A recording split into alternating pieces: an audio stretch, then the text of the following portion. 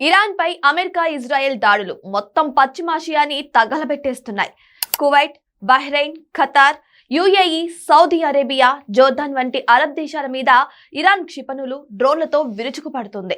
మొదట్లో ఈ దేశాల్లోని అమెరికా సైనిక స్థావరాల మీద దాడులకే పరిమితమైన ఇరాన్ తర్వాత ఆయిల్ రిఫైనరీ, ఎయిర్పోర్ట్లు, స్టార్ హోటల్స్ ను టార్గెట్ చేసుకుంటుంది.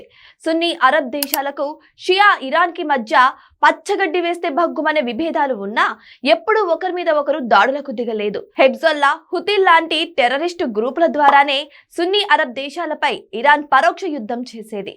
కానీ ఈసారి మాత్రం డైరెక్ట్ గా దాడి చేస్తోంది. అదే సమయంలో గల్ఫ్ దేశాల నుంచి క్రూడ్ ఆయిల్, నేచురల్ గ్యాస్ ఎగుమతులు జరగకుండా హార్ముజ్ జలసంధిని మూసేశారు. ఇరాన్ సుప్రీం లీడర్ ఖమేనీ మృతి తర్వాత కొత్త నాయకత్వం యుద్ధ వ్యూహాలను మార్చేసింది. అమెరికా ఇజ్రాయెల్ దాడులు ఇరాన్ సైనిక సామర్థ్యాన్ని పూర్తిగా నాశనం చేయాలనే లక్ష్యంతో దాడులు చేస్తున్నాయి. ఇప్పుడు ఇరాన్ తన దగ్గరున్న ఆయుధాలను వాడాలి లేదా అమెరికా వాటిని నాశనం చేస్తోంది. ఇజ్రాయెల్ చేతిలో ఓటమి తప్పదని తేలడంతో శత్రువుకి సాధ్యమైనంత నష్టం చేయాలని ఫిక్స్ అయిన ఖమేనీ వారసులు అరబ్ దేశాలను తగలబెట్టేస్తున్నారు.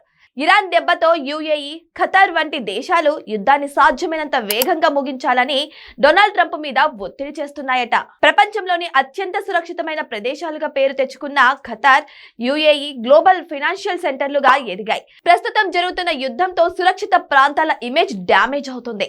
వార్ ఎంత ఎక్కువ కాలం కొనసాగితే ఈ దేశాల బ్రాండ్ వాల్యూకి అంత నష్టం. అందుకే అమెరికా ఇజ్రాయెల్ దాడులు ఆపాలని అరబ్ దేశాలు విజ్ఞప్తి చేస్తున్నాయి. హార్ముజ్ జలసంధిని మూసేయడం ద్వారా ప్రపంచవ్యాప్తంగా క్రూడ్ ఆయిల్ ధరలు భారీగా పెరుగుతున్నాయి. దీంతో అమెరికాతో పాటు ఐరోపా దేశాలకు పెట్రోల్ రేట్ల సెగ తగులుతోంది. ఎంత ఎక్కువ కాలం యుద్ధం కొనసాగితే పెట్రోల్ రేట్లు అంత భారీగా పెరుగుతాయి. అప్పుడు ప్రపంచవ్యాప్తంగా అమెరికా ఇజ్రాయెల్ మీద వ్యతిరేకత వస్తుంది.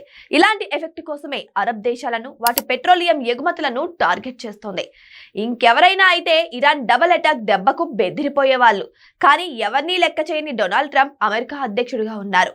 ప్రజల నుంచి ఎంత వ్యతిరేకత వచ్చినా ఇరాన్ ప్రస్తుత పాలకుల అంతు చూసే వరకు వెనక్కి తగ్గే సూచనలే కనిపించడం లేదు.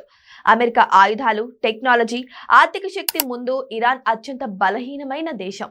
2-3 వారాల్లో ఆయుధాలన్నీ అయిపోతే ఇరాన్ చేతులెత్తేక తప్పదు. ఇలాంటి పరిస్థితుల్లో ఇరాన్ ని ఆదుకునే శక్తి ఒక చైనాకు మాత్రమే ఉంది.